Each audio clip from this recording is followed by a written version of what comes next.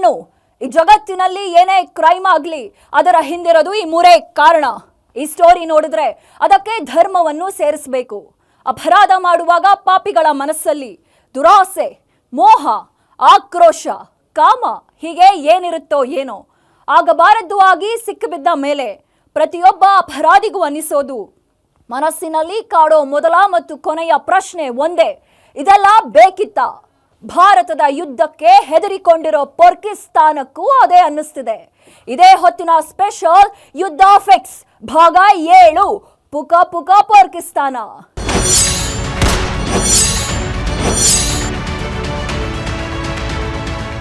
ಪಾಪಿ ಪಾಕಿಸ್ತಾನಿಯರ ನರನಾಡಿಗೂ ನರುಕ ಶುರುವಾಗಿದೆ.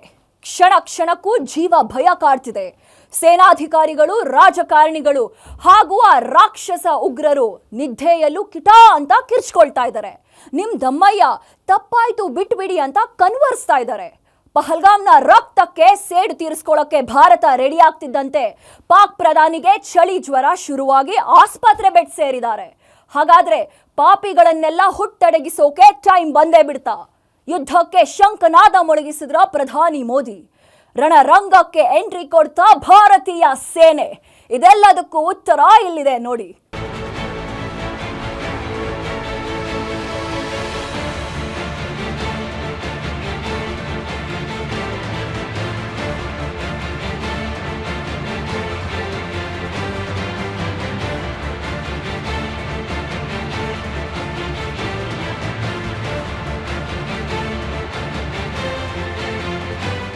ಉರಿ ದಾಳಿಗೆ ಸರ್ಜಿಕಲ್ ಸ್ಟ್ರೈಕ್, ಪುಲ್ವಾಮಾ ದಾಳಿಗೆ ಏರ್ ಸ್ಟ್ರೈಕ್, ಪಹಲ್ಗಾಮ್ ದಾಳಿಗೆ ಪಾಪಿ ಪಾಕಿಸ್ತಾನ್ ಶೇಕ್ ದಂಡಂ ದಶಗುಣಂ.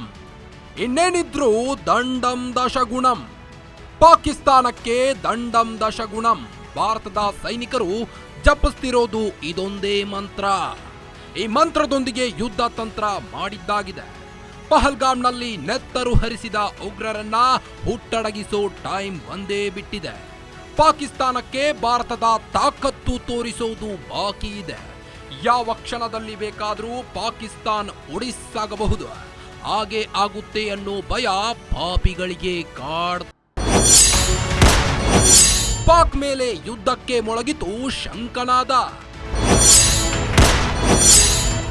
ರಕ್ತ ಪಿಪಾಸುಗಳಿಗೆ ಶುರುವಾಯ್ತು ನಡುಕ ದಿಗಿಲು. ಮಿಡ್ ನೈಟ್ ನಲ್ಲಿ ಕಿಟಾರ್ ಅಂತ ಕಿರುಚಿದ ಭಾರತ ಯುದ್ಧಕ್ಕೆ ರೆಡಿಯಾಗಿದೆ. ಸದ್ಯದಲ್ಲೇ ವಾರ್ ಸ್ಟಾರ್ಟ್ ಮಾಡಲಿದೆ.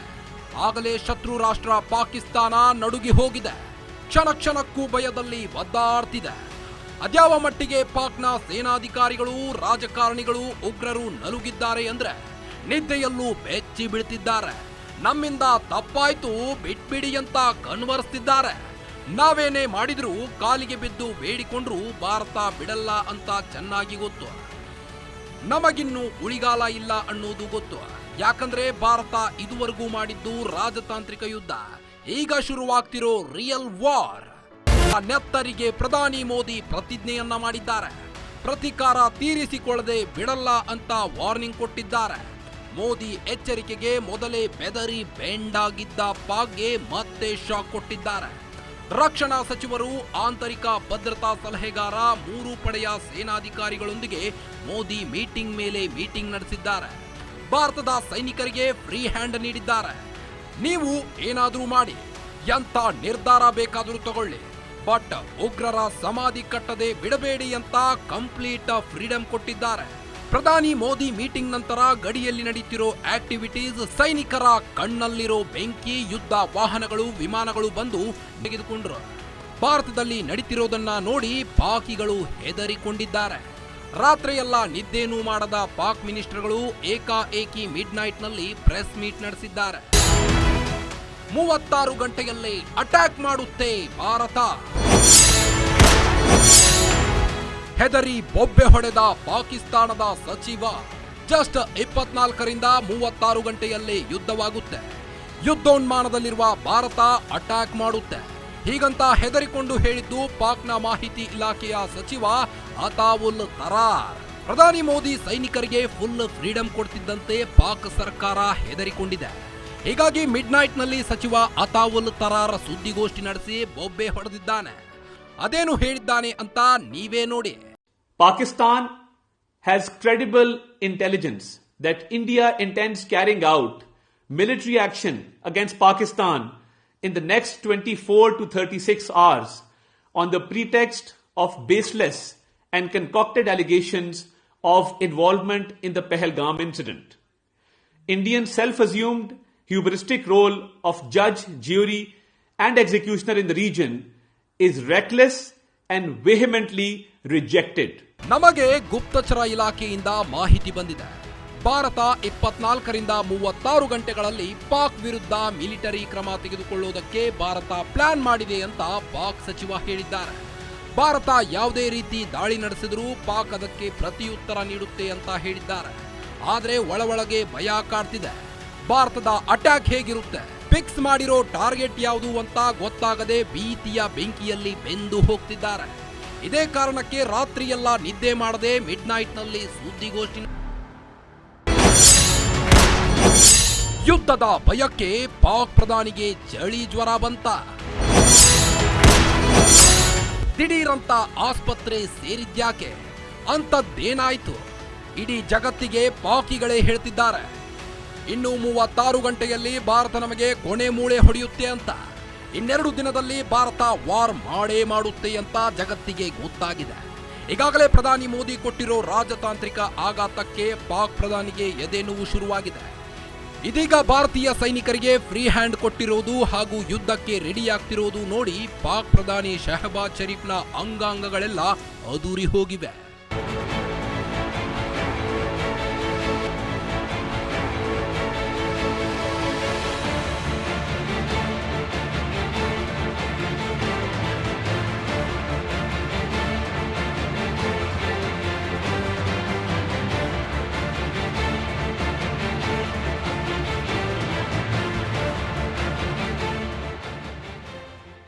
ಪಾಕ್ ಪ್ರಧಾನಿ ಶಹಬಾಜ್ ಶರೀಫ್ ದಿಢೀರಂತ ಆಸ್ಪತ್ರೆ ಸೇರಿದ್ದಾರೆ. ರಾವಲ್ಪಿಂಡಿಯ ಹೈಟೆಕ್ ಆಸ್ಪತ್ರೆಗೆ ಸೇರಿಸಲಾಗಿದೆ. ಮೊದಲೇ ಮೂಲವ್ಯಾಧಿ ಸಮಸ್ಯೆಯಿಂದ ಶಹಬಾಜ್ ಒದ್ದಾಡ್ತಿದ್ರು. ಭಾರತದ ಪ್ರತೀಕಾರ ಹೇಗಿರುತ್ತೆ ಅಂತ ನೆನೆಸಿಕೊಂಡೇ ಮೂಲವ್ಯಾಧಿ ಜಾಸ್ತಿಯಾಗಿರಬೇಕು ಅನ್ಸುತ್ತೆ. ಅದಕ್ಕೆ ಆರೋಗ್ಯದಲ್ಲಿ ಅಲ್ಲೋಲ ಕಲ್ಲೋಲವಾಗಿದೆ. ಅದಕ್ಕೆ ದಿಢೀರಂತ ಆಸ್ಪತ್ರೆಗೆ ಸೇರ್ಕೊಂಡು ಚಿಕಿತ್ಸೆಯನ್ನ ತೆಗೆದುಕೊಳ್ತಿದ್ದಾರೆ. ನಿಜವಾಗ್ಲೂ ಏನಾಗಿದೆ, ಮೂಲವ್ಯಾಧಿ ಒಂದೇನಾ ಅಂತ ಗೊತ್ತಾಗ್ತಿಲ್ಲ. ಆದರೆ ಭಾರತದ ದಾಳಿಗೆ ಹೆದರಿಕೊಂಡು ಚಳಿ ಜ್ವರ ಬರಿಸಿಕೊಂಡಂತೆ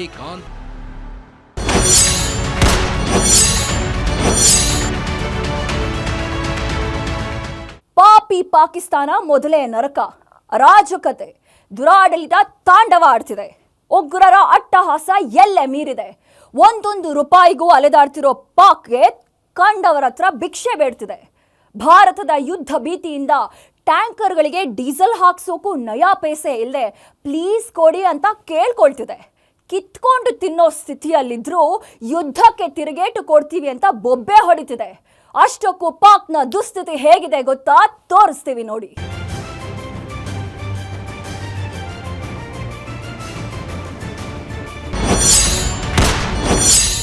ಅರಾಜಕತೆ, ದುರಾಡಳಿತ, ಬಿಕಾರಿಯಾದ ಪಾಕ್.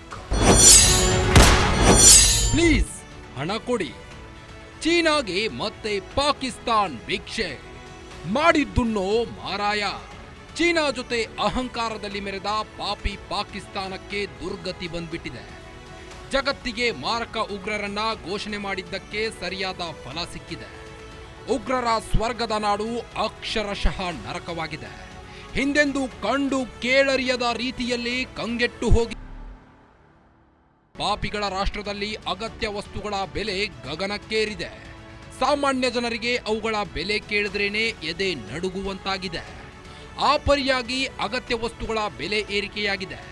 ಮಿತಿಮೀರಿದ ಹಣದುಬ್ಬರದಿಂದ ಪಾಕ್ನಲ್ಲಿ ಜನ ಹಸಿವಿನ ಸಂಘರ್ಷವನ್ನ ಎದುರಿಸುತ್ತಿದ್ದಾರೆ. ದೇಶದ ಅರ್ಧದಷ್ಟು ಜನ ಹಸಿವಿನಿಂದ ನರಳಾಡ್ತಿದ್ದಾರೆ. ಕೈಗೆಟಕುವ ದರದಲ್ಲಿ ಯಾವ ವಸ್ತುವು ಸಿಗದೆ ಚಿಕ್ಕ ಮಕ್ಕಳಿಂದ ಹಿಡಿದು ವೃದ್ಧರು ಹೋರಾಟವನ್ನ ಮಾಡ್ತಿದ್ದಾರೆ. ದೇಶದಲ್ಲಿ ಇಷ್ಟೆಲ್ಲ ಆಗುತ್ತಿದ್ರೂ ಪ್ರಧಾನಿ ಶರೀಫ್ ಆಗಲಿ ಅಥವಾ ಸೇನೆ ಅಧಿಕಾರಿಗಳು ಚಿಂತೆ ಮಾಡಿಲ್ಲ. ಕಿತ್ಕೊಂಡು ತಿನ್ನೋ ಸ್ಥಿತಿಯಲ್ಲೂ ಪಹಲ್ಗಾಮ್ನಲ್ಲಿ ಉಗ್ರರ ದಾಳಿ ಮಾಡಿಸಿದೆ. ಪಾಕ್ನಲ್ಲಿ 1 ಕೋಟಿ ಜನರು ಹಸಿವಿನಿಂದ ಒದ್ದಾಡ್ತಾರೆ. ಜೂನ್ ಹೊತ್ತಿಗೆ ಪಾಕ್ನಲ್ಲಿ ಹಣದುಬ್ಬರ 5.5% 7.5% ಏರಿಕೆಯಾಗುವ ಭೀತಿ ಇದೆ. ಪಾಕ್ನಲ್ಲಿ ಈಗಾಗಲೇ ಅಗತ್ಯ ವಸ್ತುಗಳ ಬೆಲೆ ಏರಿಕೆಯಾಗಿದೆ. ಅಕ್ಕಿ ಬೆಲೆ ಪ್ರತಿ ಕೆಜಿಗೆ 340 ರೂಪಾಯಿಗೆ ಏರಿಕೆಯಾಗಿದೆ. ಚಿಕನ್ ಬೆಲೆ ಕೆಜಿಗೆ 800 ರೂಪಾಯಿ ಆಗಿದೆ.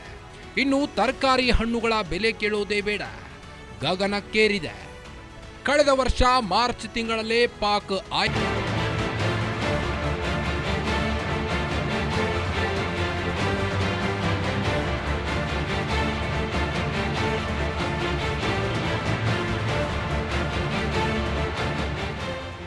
ಪಾಕಿಸ್ತಾನದ ಹಣಕಾಸು ಸಚಿವ ಮೊಹಮ್ಮದ್ ಇಷ್ಟೊತ್ತು ನೋಡಿದ್ದು ಗ್ಯಾರಂಟಿ ನ್ಯೂಸ್. ಆದ್ರೆ ಈಗ ಗ್ಯಾರಂಟಿ ನ್ಯೂಸ್ ನಲ್ಲಿ ಪಾಕಿಸ್ತಾನ್ ನ್ಯೂಸ್ ಬರುತ್ತೆ. ಕನ್ಫ್ಯೂಸ್ ಆಗಬೇಡಿ. ಅಲ್ಲಿನ ಟಿವಿ ಮಾಧ್ಯಮಗಳೆಲ್ಲ ಪಾಕಿಸ್ತಾನ ಪಾಪರ್ ಆಗಿರೋದ್ರ ಬಗ್ಗೆ ಚರ್ಚೆಗಳು ನಡೀತಿವೆ. ಯುದ್ಧ ಟ್ಯಾಂಕರ್ಗೂ ऑफिस जो है उसमें बाजवा साहब आ गए अपना पूरा लॉ लश्कर लेके, उनको लेक्चर दिया. याद है ना क्या लेक्चर था? टैंक चलने के काबिल नहीं है, तो आप कह रहे हैं की मूवमेंट के लिए मेरे पास डीजल नहीं है.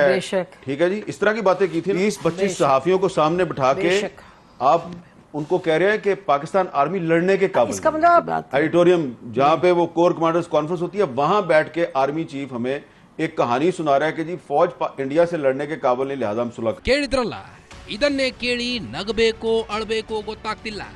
ಅದೇನೋ ಹೇಳ್ತಾರೆ, ಹೊಟ್ಟೆಗೆ ಹಿಟ್ಟಿಲ್ಲ ಅಂದ್ರೂ ಜುಟ್ಟಿಗೆ ಮಲ್ಗೆ ಹೂವು ಬೇಕು ಅಂತ. ಹಾಗಾಗಿದೆ ನೋಡಿ ಪಾಕಿಸ್ತಾನ್ ಪರಿಸ್ಥಿತಿ. ಯುದ್ಧ ಟ್ಯಾಂಕರ್ಗಳಿಗೆ ಡೀಸೆಲ್ ಹಾಕಿಸೋಕೆ ಗತಿ ಇಲ್ಲ. ಇವರು ಭಾರತದ ದಾಳಿಗೆ ತಿರುಗೇಟು ಕೊಡ್ತಾರಂತೆ ನೋಡಿ. ಅಂದಾಗೆ ಈ ಮಾತು ಹೇಳಿರೋದು ಪಾಕಿಸ್ತಾನದ ಹಿರಿಯ ಪತ್ರಕರ್ತ ಅಮೀದ್ ಮಿರ್. ಒಂದು ಸಂದರ್ಶನದಲ್ಲಿ ತಮ್ಮ ದೇಶದ ದುಸ್ಥಿತಿಯನ್ನ ಬೆಚ್ಚಿಟ್ಟಿದ್ದಾರೆ. ಪಾಕಿಸ್ತಾನದ ಆರ್ಮಿ ಇಂಡಿಯಾ ವಿರುದ್ಧ ಯುದ್ಧ ಮಾಡೋಕೆ ಆಗಲ್ಲ, ನಮ್ಮ ಯುದ್ಧ ಟ್ಯಾಂಕರ್ಗಳು ಚಲಿಸಲ್ಲ, ಯಾಕಂದ್ರೆ ಅದಕ್ಕೆ ಡೀಸೆಲ್ ಹಾಕಿಸೋಕು ಪಾಕ್ ಸರ್ಕಾರದ ಬಳಿ ದುಡ್ಡಿಲ್ಲ. ಹೀಗಾಗಿ ನಾವು ಭಾರತದ ವಿರುದ್ಧ ಹೋರಾಡೋಕೆ ಶಕ್ತಿ ಇಲ್ಲ ಅಂತ ಹೇಳಿಕೊಂಡಿದ್ದಾರೆ. ಪಾಕ್ ಅದ್ಯಾವ ಮಟ್ಟಿಗೆ ಪಾಪರ್ ಆಗೋಗಿದೆ ಅನ್ನೋದಕ್ಕೆ ಇದಕ್ಕಿಂತ ಸಾಕ್ಷಿ ಬೇಕಾ? ಬಾಂಬ್ ಹಾಕ್ತೀವಿ ಅಂತ ಬೆದರಿಕೆ ಹಾಕ್ತಾರೆ. ಅಸಲಿಯತ್ತು ಏನಂದ್ರೆ ಯುದ್ಧ ಟ್ಯಾಂಕರ್ಗಳಿಗೆ ಡೀಸೆಲ್ ಹಾಕಿಸೋಕು ದುಡ್ಡಿಲ್ಲ ಅಂತ ಪಾಕಿಗಳಿಂದಲೇ ಜಗತ್ತಿಗೆ ಗೊತ್ತಾಗ್ತಿದೆ. ಆರ್ಥಿಕ ಹಿಂಜರಿತದಿಂದ ಕಂಗೆಟ್ಟು ಹೋಗಿರೋ ಪಾಕಿಸ್ತಾನದಲ್ಲಿ ಏನಂದ್ರೆ ಏನೇನೂ ಇಲ್ಲ. ದೇಶ ನಡೆಸೋಕು ದುಡ್ಡಿಲ್ಲ. ದೇಶದಲ್ಲಿ ಕೇವಲ 12 ಗಂಟೆ ಮಾತ್ರ ಕರೆಂಟ್ ಇರುತ್ತೆ. 6 ತಿಂಗಳಿಂದ ಪಾಕಿಗಳ ಮನೆಯಲ್ಲಿ ಸಿಲಿಂಡರ್ಗಳೇ ಇಲ್ಲ. ಯಾವ ಅಭಿವೃದ್ಧಿ ಕಾರ್ಯಗಳು ನಡೆದಿಲ್ಲ, ಏನೂ ಆಗಿಲ್ಲ. ಎಲ್ಲ ದುಡ್ಡನ್ನು ನ್ಯೂಕ್ಲಿಯರ್ ತಯಾರಿಕೆಗೆ ಬಳಸಲಾಗುತ್ತಿದೆ ಅಂತೆ. ಹೀಗಾಗಿ ಯುದ್ಧದ ಟ್ಯಾಂಕರ್ಗಳಿಗೆ ಡೀಸೆಲ್ ಹಾಕಿಸೋಕು ದುಡ್ಡಿಲ್ಲದಂತಾಗಿದೆ. ಬರ್ಬಾದಾಗಿದ್ರೂ ಪಾಕಿಸ್ತಾನ ಕಂತ್ರಿ ಬುದ್ಧಿ ಬಿಟ್ಟಿಲ್ಲ.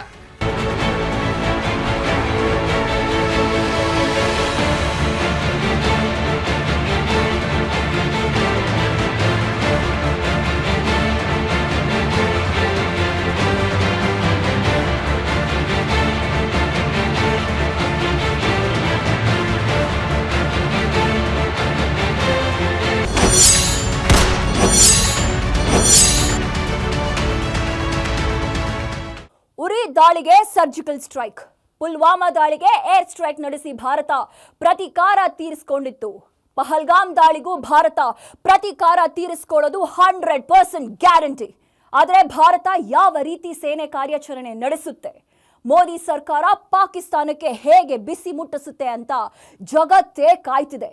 ಟಾರ್ಗೆಟ್ ಏನೋ ಫಿಕ್ಸ್ ಆಗಿದೆ. ಸದ್ಯದಲ್ಲಿ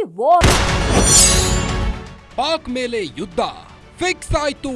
ಟಾರ್ಗೆಟ್ ಪಾಕ್ ಮೇಲೆ ಯುದ್ಧ ಮಾಡಲೇಬೇಕು ಅಂತ 140 ಕೋಟಿ ಜನರು ಒತ್ತಾಯ.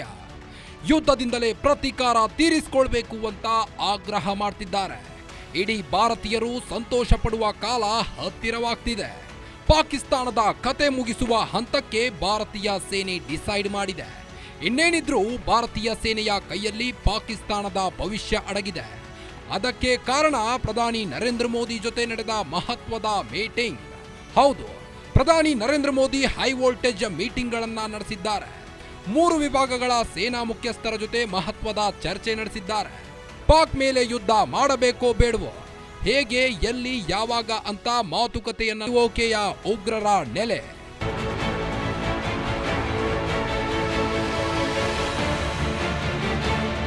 ಉಗ್ರರ ನೆಲೆಗಳನ್ನ ಭಾರತೀಯ ಸೇನೆ ಗುರುತಿಸಿದೆ. ಇನ್ನು ಭಾರತದ ಟಾರ್ಗೆಟ್ ಗೊತ್ತಾಗುತ್ತಿದ್ದಂತೆಯೇ ಪಾಕ್ ಸೇನೆ ಉಗ್ರರ ನೆಲೆಯಿಂದ ಅವರನ್ನು ಬೇರೆಡೆಗೆ ಶಿಫ್ಟ್ ಮಾಡಿದೆ. ಹೀಗಾಗಿ ಪಾಕ್ ಬಿಚ್ಚಿಟ್ಟಿರುವ ಉಗ್ರರ ಸ್ಥಳಗಳನ್ನ ಪತ್ತೆ ಮಾಡಿ ಅಟ್ಯಾಕ್ ಮಾಡಬಹುದು. ಒಟ್ಟಾರೆಯಾಗಿ ಮುಂದಿನ 36 ಗಂಟೆಯಲ್ಲಿ ಸೇನೆ ದಾಳಿ ಸಾಧ್ಯತೆ. ಪ್ರಧಾನಿ ಮೋದಿ ಕಡೆಯಿಂದ ಗ್ರೀನ್ ಸಿಗ್ನಲ್ ಸಿಕ್ಕಿ ಫ್ರೀಡಂ ಸಿಕ್ಕಿದೆ. ಪ್ರತಿಕಾರದ ದಾಳಿಗೆ ಟಾರ್ಗೆಟ್ ಕೂಡ ಫಿಕ್ಸ್ ಆಗಿದೆ. ಹೀಗಿರೋದು ಒಂದೇ ಒಂದು ಬಾಕಿ, ಪಾಕ್ನ ಹುಟ್ಟಡಗಿಸೋದು. ಅದು ಸದ್ಯದಲ್ಲೇ ನಡೆಯಲಿದೆ. ಈ ಯುದ್ಧದ ಭೀತಿಯಲ್ಲಿರೋ ಪಾಕ್ಗೆ ಇದೆಲ್ಲ ಬೇಕಿತ್ತಾ ಅಂತಿದೆ. ಇದೇ ಹೊತ್ತಿನ ಸ್ಪೆಷಲ್. ಇದು ಗ್ಯಾರಂಟಿ ನ್ಯೂಸ್. ಸುದ್ದಿ ಖಚಿತ, ನ್ಯಾಯ ನಿಶ್ಚಿತ.